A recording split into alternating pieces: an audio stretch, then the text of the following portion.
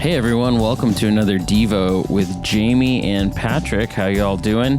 I am excited to be back at this. Now, what you guys don't know behind the scenes is that Patrick just took a giant sip of coffee and he's about to blow all that coffee onto his computer. Pat, are you doing okay? When you said, "How are you doing?" I sat waiting for a response from someone. I don't know who. Yeah. The podcast format isn't really necessarily like a two-way street here. So, yeah. I mean, it could have been you who would give us a response. But seriously, though, what I've been thinking is, we record these things at different times and places. And Pat, it's been a little while since we last recorded, and I've missed it, man. I really enjoy this time that we have together to be able to get into God's Word, to just chat, and to do these devos. So I'm ready. Yeah, me too. It's been about a month.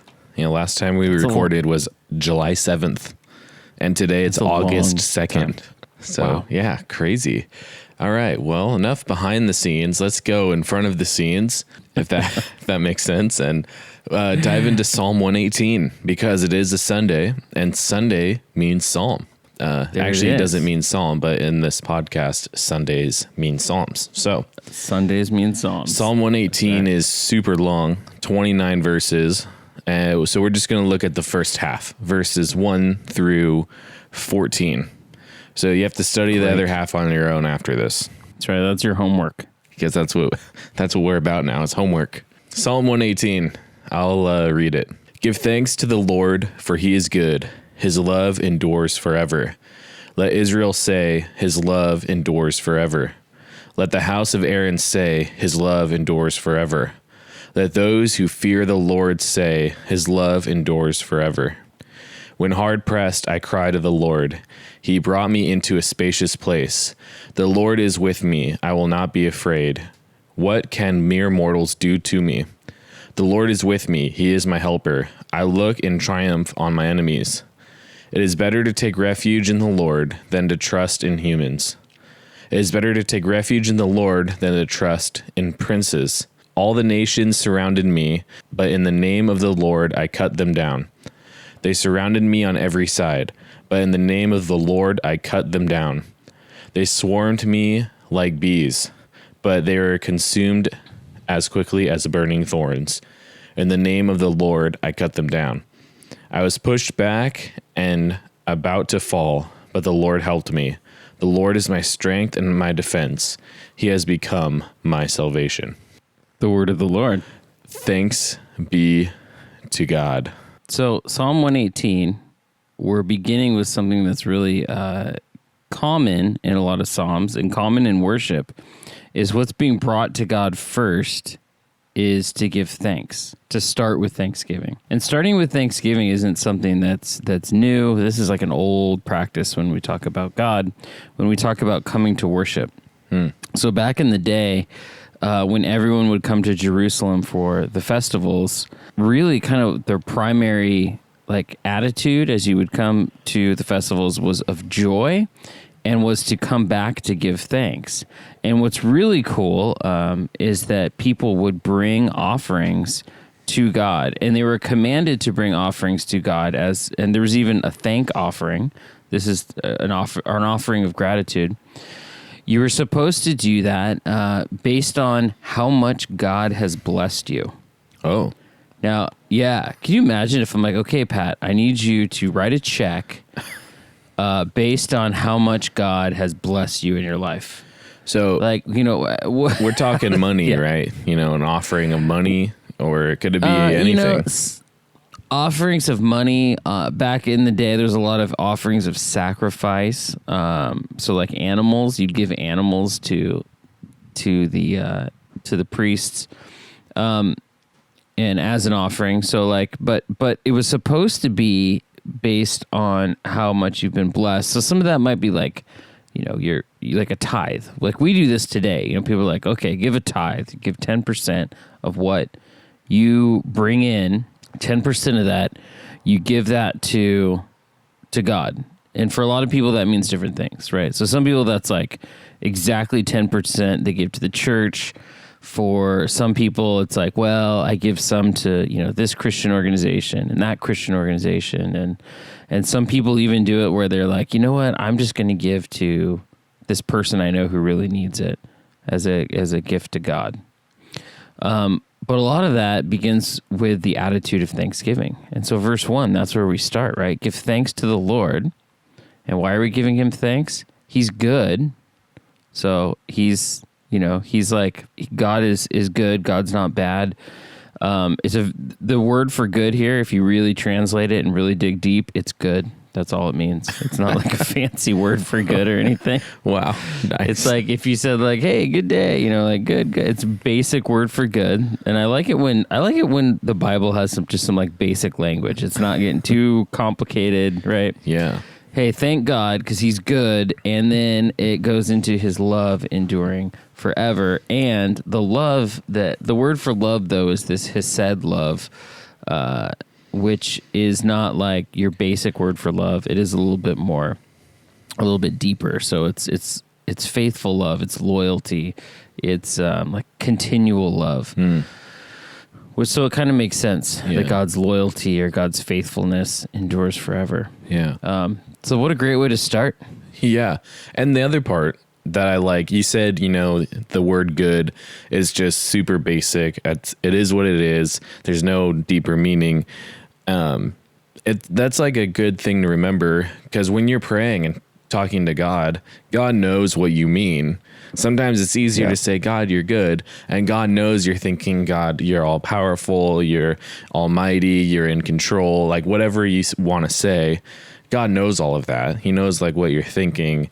And so sometimes, I think the psalmist is like, just saying, God, you're good, and moving on, because he had other things he wanted to write about. Yeah. And I love that we can come to God with our simple language. God speaks the language of our heart. God hears your emotions, which is kind of cool to think. And I like that idea that God hears your emotions. And so God knows. He knows what you're thinking and feeling. He knows what it's about. Just on a side note, a lizard just ran into my garage, so I threw something at it. So if you heard a weird noise, that's what that was. My cat's probably going crazy. She probably is excited to chase a lizard. So verses 2, 3, and 4, it's a lot of different people groups giving thanks to the Lord. And I love it because it's kind of inclusive, right? So you have kind of a weird order of them as well. So it starts with let Israel say his love endures forever. Now, if you're like, well, isn't Israel a country? Isn't Israel a nation? And that's true. But the name Israel comes from the person Israel, who had these sons, and all the sons were the 12 tribes of Israel, if you've ever heard that phrase before. And this is before the Exodus. This is before going into Egypt, and there were only a small number of Israelites, or the sons of Israel. And then they became this mighty nation while they were in slavery in Egypt. And so when they say let Israel say, they're referring to all the 12 tribes of Israel. So it's like this whole giant nation. It's all the people. And those people were marked as being children of Abraham, which would mean that they are the chosen people. These are God's select people group. Because back in the day, that's kind of how it was, right? So you have the folks who are living in these lands who at times, the history of God's people is really crazy. They're in slavery, they're in exile, they're in war with other people. There's even a time of conquest when they went and took over from all these other nations. So they've always had other nations surrounding them. They've been taken away by other nations. And so Israel as a nation, as a country, or as a people group was God's chosen people. And their job as God's chosen people was to worship God, but to also be this kind of light to the other nations. They were supposed to show other people who God was and who God was about. And so if you think of it like that, God's chosen people, they're in this section, let God's chosen people say his love endures forever. And that's their little testament, right? They're testifying. They're like, hey, God's love endures forever.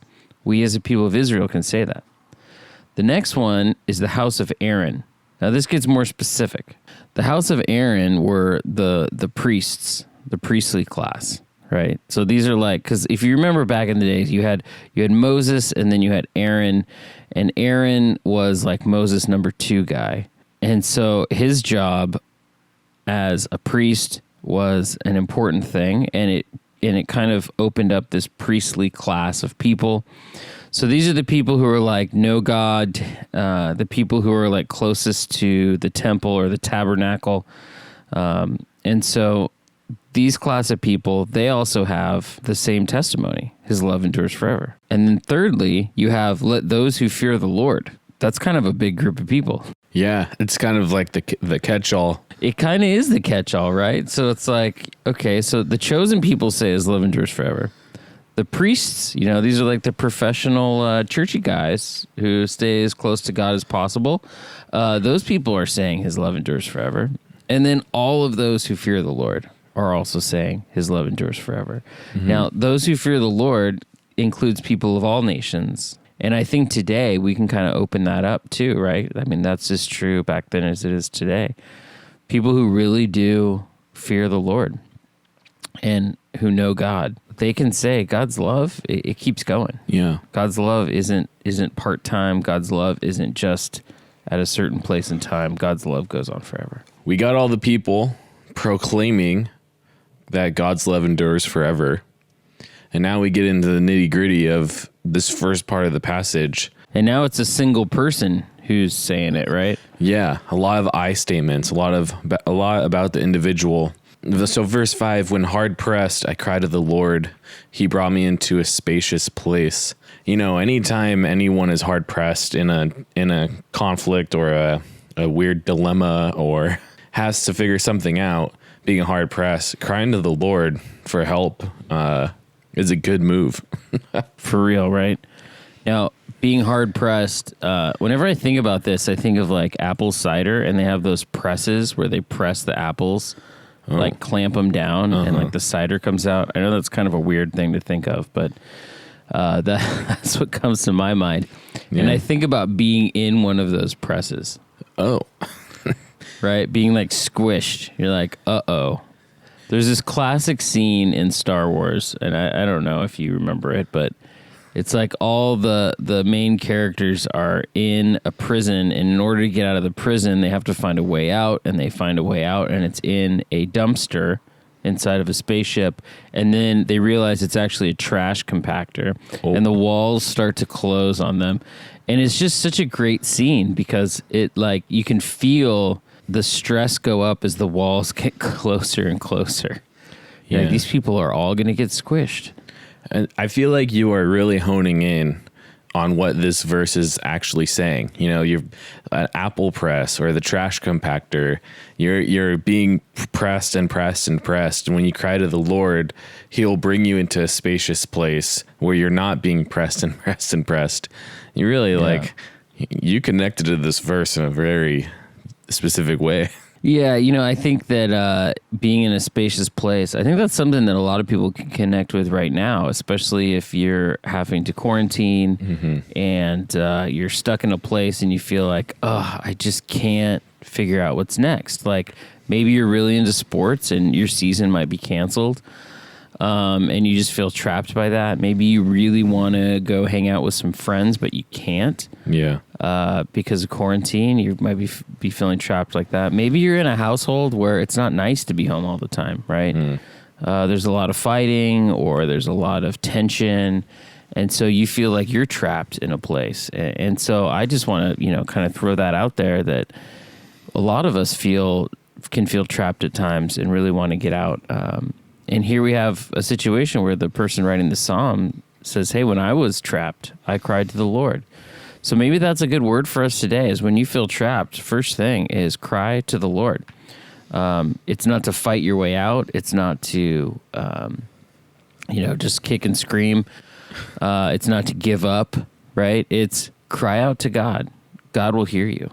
And what does God do? He said that he brings you into spacious place. Yeah. What a good thing. Yeah. Verse 6, right? The Lord is with me. I will not be afraid. What can mere mortals do to me? Yeah. The Lord is always with you. That sounds like something Thor would say, or Loki from Marvel, you know?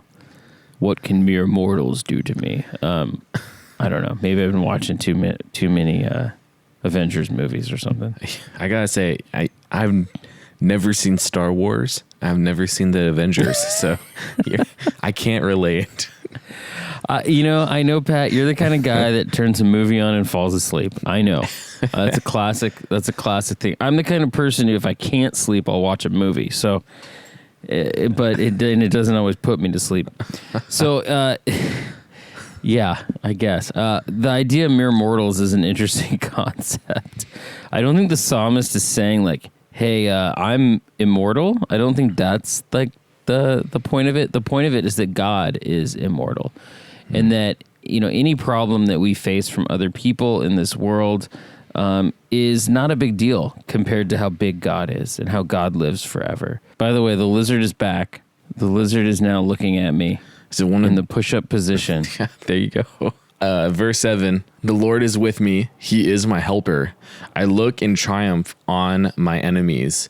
Now, this verse doesn't sit with me like super well for some reason. The Lord is with me. He is my helper. That sits with me well. I can relate to that. But I look in triumph on my enemies. Now, I guess I've never looked at an enemy with triumph, but that just doesn't sit right with me. I don't know why. That just doesn't feel like the right thing. I think you're like a nice person.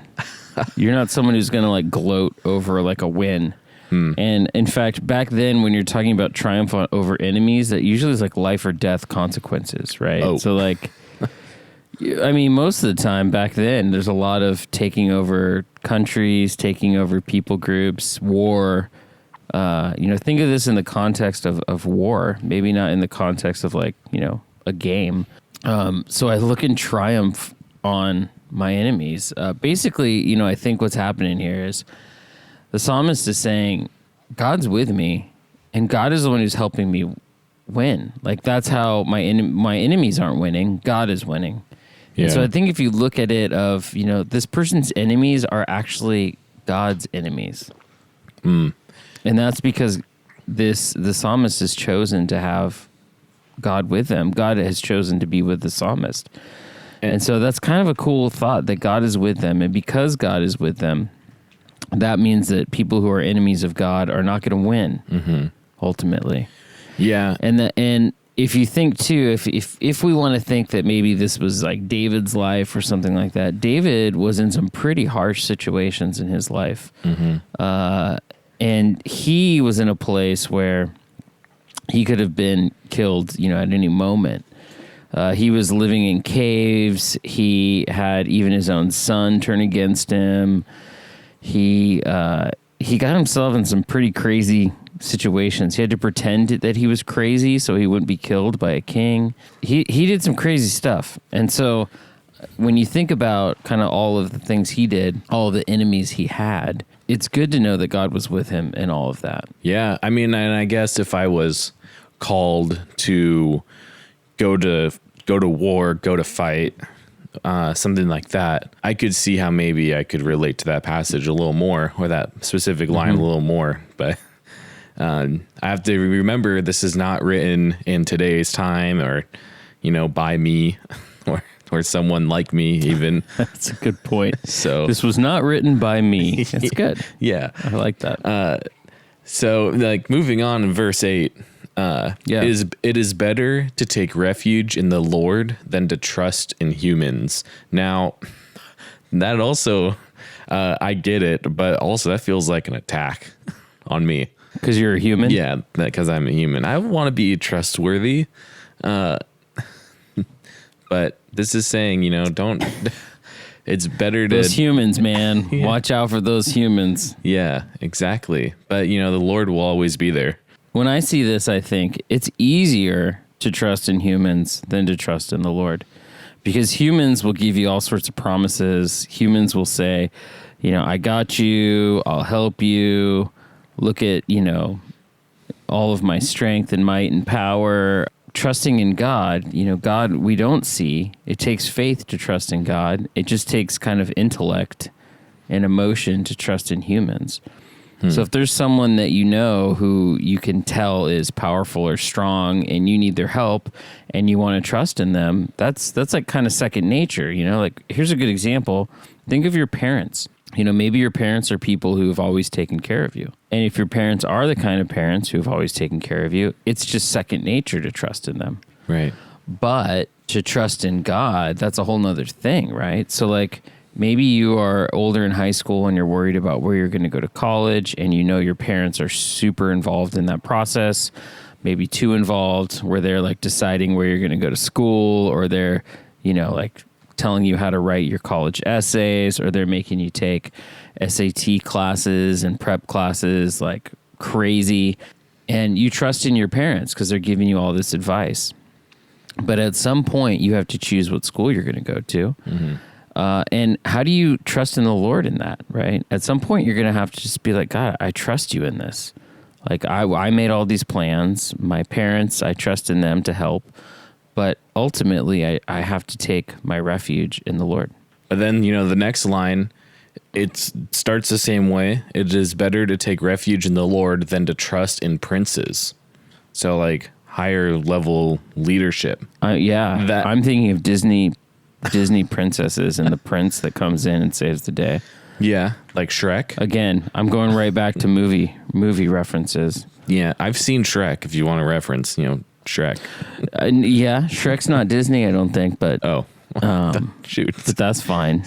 It's like the only animated one that's not Disney anymore. I gotta not go towards movies, man. You're not really you don't really know your movies, I guess. That's fine. I barely know my movies, so this probably isn't our cup of tea. Yeah. But I do think of princes, right? It's better to take refuge in the Lord than to trust in princes, meaning like powerful people of authority who are there to save the day, who have, power and might, and people listen to them. It's good if you, and I want to say this too, right? Like if you know humans like your parents, who are good people, it's great to trust in people. Trusting in people is good, right? It's good. It's not bad. Trusting in the authorities that you have, like right now, we have to trust in our government and the authorities to help us make rules for coronavirus stuff, to help us, to know what to do and how to react and when to shut down, when to open up.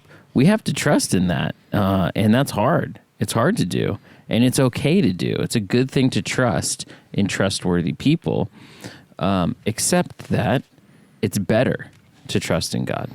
It's like one up to trust in God. Yeah. Yeah, definitely. I mean, trust in God is better than, like it said, better than trust in humans. And princes are humans also. So it kind of like falls under the same umbrella. Now, verses 10 through 12 all have a similar violent. Yeah, they all have a similar feel. All the nations surrounded me, but in the name of the Lord I cut them down. They surrounded me on every side, but in the name of the Lord I cut them down. They swarmed around me like bees, but they are consumed as quickly as burning thorns. In the name of the Lord I cut them down. Oh my gosh. Whoa. Yeah. This is pretty harsh. Yeah. So, I mean, nations surrounding, it seems like it goes from a very zoomed out perspective, talking about nations, and then very like specific bees.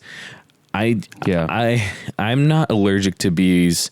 I've been stung by bees and they don't bother me a lot. I mean, it's like, ouch, and then you brush it off. But being surrounded by a swarm of bees sounds terrifying. Yeah.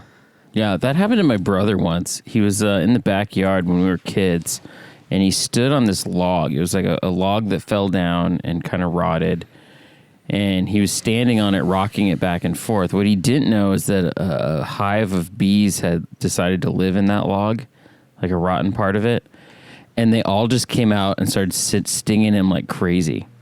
Whoa. And so I saw him running around with bees. I remember seeing a bee behind his ear, just stinging him behind his ear. and then like a whole swarm of them going after him. And I was a pretty young kid, and he just started yelling bees. My dad came running out and just started smacking the bees off of him. It was like kind of a funny scene, but also a little horrific. But when you're surrounded by bees, you don't know where to go or what to do, right? You're like totally trapped in. How do you fight bees? Yeah. I don't know, because I'm not sure. Trust in the Lord, I guess. In the name of the Lord, you could cut through the bees, maybe. Yeah, cut them down. Yeah. So I think we have to think about this too. You know, if you read the Old Testament, you realize that war is something that seems almost normal or second nature to the people of that time and in that place. And that's not necessarily true. I mean, I think we read it and we're like, man, they're always fighting. There's always war. And that's not necessarily the case. There's a lot of seasons where there isn't war. There are times of, hundreds and hundreds of years go by with zero war. Now, I mean, just think of our own country, just to give you an example, right? In my lifetime, there's been all sorts of conflicts. They don't call them wars anymore. There's been all sorts of conflicts and basically wars that are happening in different parts of the world. And so we look at the Old Testament like, oh man, things were so much more violent back then. People were so much more prone to go to war. And I would say, well, wait a minute, look at today and the number of wars that are happening today and the amount of soldiers that we have that are out there. So I think we need to take a fair look at the Old Testament and a fair look at who we are today and see how much different things actually are. I think the difference now is that the wars that happen now and the violence that happens now is happening far away, and we only see it in pictures, and it's not people we know usually who are going to war. Back then, if you went to war, it was like all in, everyone seemed to be affected by it. So the psalmist is writing and saying, I'm surrounded on every side. And if you look at the nation of Israel, and you look at like a city like Jerusalem, which was the capital city, the place of worship, the place of kind of political structure and might, they easily could be surrounded on all sides. They had people who were between them and the sea. They had people on top, people below, and then kind of big deserts and stuff to the east. But people could still come in from the east. And if you look at a map of Israel today, you could see it's hemmed in on all sides by different countries and different nations. And so if you think about if all of those nations surrounding you are wanting to get you, that's what it's like to be swarmed around like bees. Yeah. Yeah. And there's like people that live in that reality still today that Absolutely. we like don't know, but maybe even in different ways, there are people that live in that reality that we do know. Maybe there's, mental mind games that are going on that have people surrounded and we just don't know it, or their living situation has them feeling like they're surrounded. It doesn't necessarily have to be, a world class war, lots of people. It could just be an individual thing as well. And I think that's where it comes back to this idea of God being with you and bringing you into a spacious place. When you're trapped by something, like you said, it could be mental illness that you're trapped by. It could be family issues that you're trapped by. It could be financial issues that you are trapped by. It could be a toxic friend group that you're in. Right. That you feel trapped by. And God is going to not necessarily have you cut down your friend group. That's not exactly the way that'll go. But what is being said here is that if you feel trapped, if you feel like people are out to get you or like you can't win on your own, God is your helper. Yeah. And I think that's what the next verse 13 tells us, right? Yeah, 13 I was and pushed 14. back. I was about to fall. So think about being pushed back towards a cliff, right? You're pushed back, you're about to fall, but the Lord helped me. Verse 14, the Lord is my strength and my defense. He has become my salvation. And I love that we're ending with the word salvation. Yeah. Because if you think about the story of Jesus, he was pushed back. He was hemmed in on all sides. He was surrounded by a swarm of bees. He had people shout, "Crucify him!" to him. He was pushed back and did fall, up on a cross and died. But God was his helper. God was his strength. God was his defense. And by his sacrifice, Jesus became our salvation. And that's kind of like a lot of big concepts all at once. But that's the reality that we live in. We live as a people who have salvation in Jesus. And that gives us freedom. Amen to that. Amen. So, like we said, we covered the first half of this psalm. Go and read the other half on your own, just sometime today. Maybe right now, maybe in 20 minutes, maybe tomorrow morning, whatever it is. Whenever you listen to this, just make some time. Go read the second half of Psalm 118. It'll take you less than a minute. And be sure to come back on Wednesday, because Wednesday we have a very interesting topic we're going to talk about on this Devo. So excited. Be excited for that. Until then, so excited. Thanks for listening. Bye-bye.